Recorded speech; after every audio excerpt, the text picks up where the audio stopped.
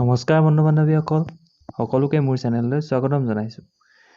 ৯,৬35টা শিক্ষক পদৰ LP UP শিক্ষক পদৰ নিযুক্তি প্ৰক্ৰিয়াৰ বাবে এটা আহিছে নতুন খবৰ।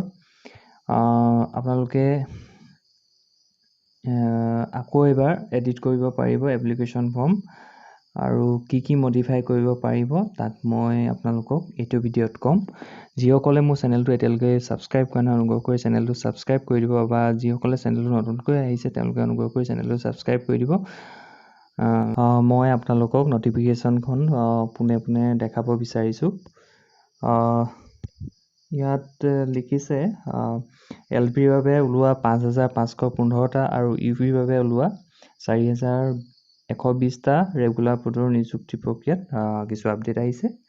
আৰু এই আপডেট অনুসৰি ইয়াত লিখিছে the online application system will be open for modifying the following criteria in respect of the candidates who have already applied for the recruitment to the post of regular teacher of LP and UP schools under the DWE Assam. ইয়াত পইণ্টকেইটা পুনে কৈ দিছোঁ। ইয়াত the candidate who have already applied for recruitment to the post of regular teacher of LP and UP schools under the DWE Assam against the advertisement A and advertisement B and all subsequent addendum,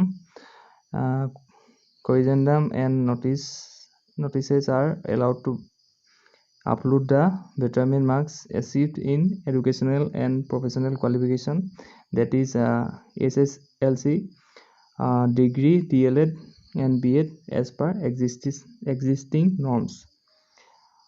যদিহে নতুনকৈ কোনোবা কেণ্ডিডেটে betterment marks তেওঁলোকে DLED marks, BEd marks আদি ভৰাব বিচাৰিছে, তেওঁলোকে তাত add কৰিব পাৰিব।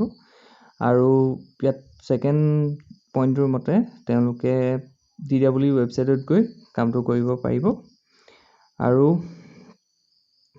the website will be open from the midnight of 14 May 2020 to the midnight of 21st May 2020. গতিকে 14 মে'ৰ পৰা অনলাইন প্ৰক্ৰিয়া এইটো আৰম্ভ হ'ব। আপোনালোকে মডিফাই কৰি ল'ব পাৰিব। যিসকলৰ বেটাৰমেণ্ট মাৰ্কছ নতুনকৈ আহিছে তেওঁলোকে কৰি ল'ব পাৰিব। এইটোৱে আছিল নতুন নটিফিকেশ্যনটো। ধন্যবাদ।